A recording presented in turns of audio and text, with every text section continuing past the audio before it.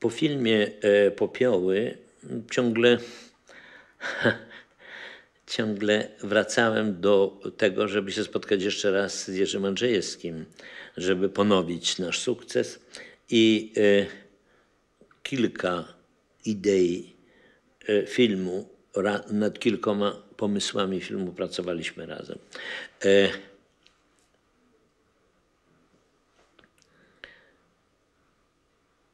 Już nie pamiętam dokładnie, jak to się stało, ale chyba ja, spotkawszy się z Jerzym Andrzejewskim, powiedziałem, że dobrym tematem dla filmu byłaby dziecięca krucjata.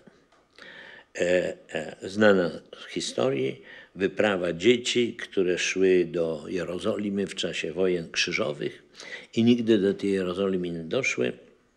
No i to jakby była dobra przenośnia, że i my zmierzamy do jakiejś Jerozolimy, do której nie możemy dotrzeć i nigdy nie dotrzemy, i to rozczarowanie jest naszym, że tak powiem, udziałem. Jerzy Andrzejewski bardzo szybko przeczytał Szwoba, bo jest taki poemat, który został napisany na przełomie wieku. Ten temat literacko już został opracowany, no ale zaczął rozmyślać o swoich własnym interpretacji, zaczął się, że tak powiem, ja myślę, że nasze rozmowy były prowadzone już w czasie realizacji Popiołów, a może nawet i wcześniej.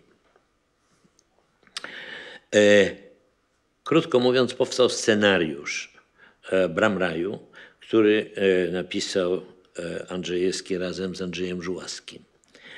No i ten scenariusz nagle, my mamy to robić w Polsce, i tu był bardzo dobry pomysł, że to byłoby pięknie, że to są polskie dzieci, które idą przez jakąś zimę. Miałem w pamięci też obraz Wojtkiewicza, polskiego malarza z lat, malującego w latach 900. Właśnie wyprawa dzieci z takiego wzgórza, wychodzi gromada takich dzieci, nad nimi takie rozerwane, takim błyskiem słońce jakby wychodzi. Te dzieci stanowią jedną grupę, taką zbitą, gdzieś idą, nie wiadomo gdzie, przed siebie, na nas. Scenariusz właśnie miał być realizowany w Polsce, no i ten pomysł zimy bardzo był tentujący. No ale się okazało, że nie, my nie możemy robić takiego filmu w Polsce, bo to jest film religijny, my nie będziemy żadnego filmu religijnego robić, czy to jest klęska, czy nie, tych ideałów to nas nic nie obchodzi. Jerzy Andrzejewski nie miał już wtedy takiej silnej pozycji, jak w okresie Popiołu i Diamentu.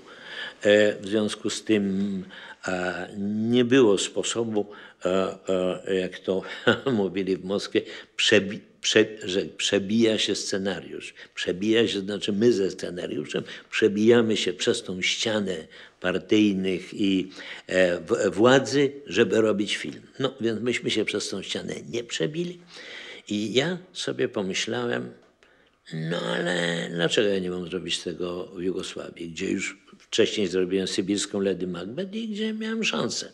Tym bardziej, że w Londynie się zainteresował tym taki producent, który pierwszy raz chciał zrobić film, dał jakieś pieniądze, nieduże, no i nagle, żeby zrobić film po angielsku, a zrobić go w Jugosławii, bo w Jugosławii tanio.